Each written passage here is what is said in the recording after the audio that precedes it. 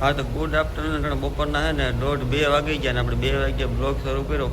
કારણ કે નોકરી પરથી આપણે 12 વાગે આવ્યા હતા. પછી થોડીક વાર રહીને ખાઈ પી ઢોરને નિરણ વાઢવાની છે. અને કેટલા દિવસથી આપણે છે ને મકાઈને આંટો મારવા નહોતા આવ્યા તો મકાઈને આવ્યો. અહીંયા છે ને સાંજે લાઇટ ચાલુ હોય ને એટલે નારેડી મધનું માખીયું હોય ને એ બહુ હોય એટલે લાઇટને અંજવારે આવે. આ બધીમાં મધની માખીઓ મરી ગઈ છે. અને મકાનમાં છે ને હવે લાદીને બધી મેલું થઈ ગયું. રિસોર્ટનું સાફ કરવું પડે એમ છે.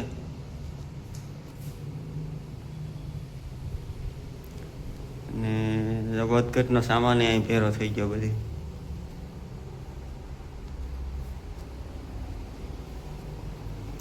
બધીમાં છે ને રિસોર્ટ સામી ગયો. સાફ કરવું પડે એમ છે.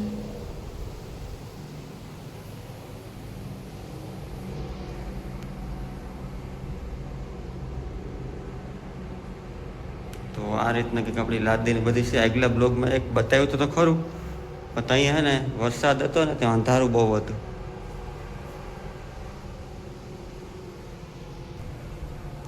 હવે છે ને ફટાફટ નિરણ વાટ લઈએ અને નેરી દઈએ. 1:30-2 વાગી ગયો. નિરણનું થઈ ગયું મોડું તો છે ને ફટાફટ નિરણ વાટ લઈએ.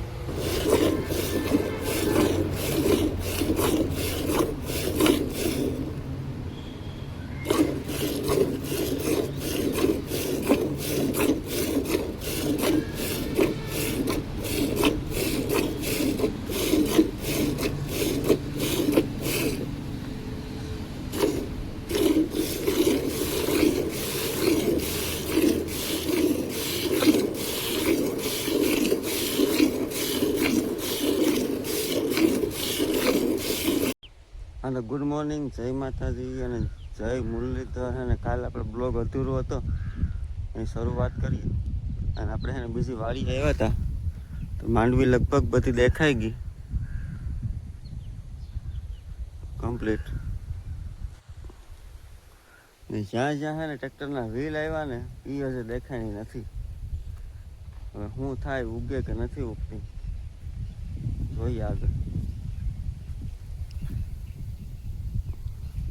હવે છે ને 4-5 દી પછી હાથી હાંકવાનું થાય. હવે ભાઈ ઘેર આપણે છે ને ઘણું કામ સુધી નિરણ વાટવાનું ના તડકો થાય પેલા બધી કરી લઈ તો નીકળીએ ઘેર. ને આ છે ને હજી જો ને શનિવારે વાંચી ને આજ રવિવાર છે. 7-8 દીની માંડવી થઈ.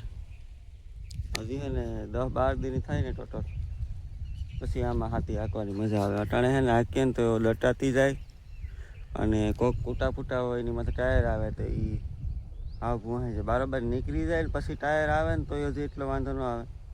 તો જ્યાં જ્યાં કૂટાતી હોય ને પડકલા પડતા હોય ને જમીનના એની માથે ટાયર આવે ને સમજી લો કે આ હે આ હજી નીકળે બરાબર એની માથે ટાયર આવે એ પતી ગઈ વાત. આ બધાની માથે આ નીકળી ગયું હોય ને એની માથે હજી ટાયર આવે તો એટલો બધી વાંધો ન આવે.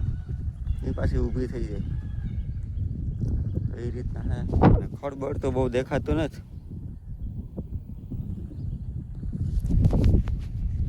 વરસાદ છે ને અંધાર કરે પણ આવતો નથી. હવે ખાસ જરૂર છે વરસાદની.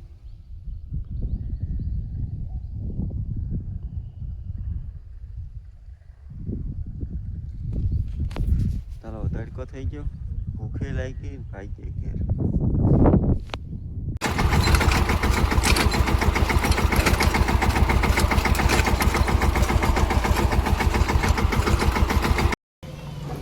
ગુડ આફ્ટરનૂન છે ને બપોર પછીના 4 વાગી ગયા. ને આપણી ગાડીમાં છે ને ઉનાળા દીના વાઇપર આવે ને આગળ કાચ સાફ કરવાના એ ખરાબ હતા.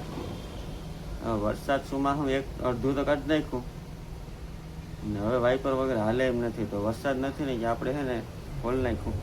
ને આપણે છે ને મેં જોયું ને તો આપણે એમાં તો કંઈ ખાલી વાયરિંગનો કંઈક પ્રોબ્લેમ હશે. વાઇપરની છે ને મોટર ભરી ગઈ એટલે આપણે છે ને બીજી મોટર મગાવી. આ એ જૂની જ છે પણ ઓરિજિનલ છે. જૂની ગાડીમાંથી સ્ક્રેપમાંથી કાઢી હોય ને એ મોટર છે. એટલે આ છે ને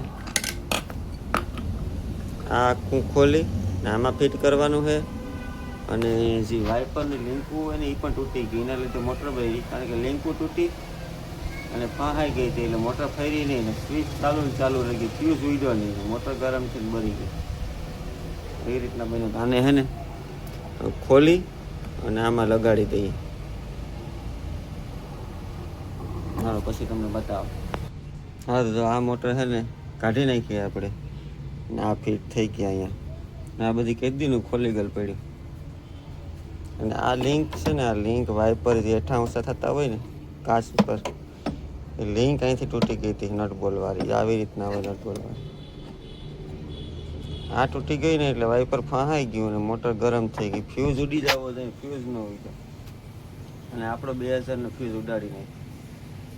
એટલે આ લિંકો નવી નાખવી પડી, મોટર બદલાવી પડી,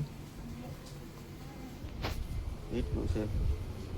હવે ને આપણે કામ છે થોડુંક પાછી જઈ આવીએ પછી હવે આને પાછું નિરાતે જઈ આનું મુહૂર્ત આવશે ને સોગડિયા છે ને ત્યાં આનું કામ થાય.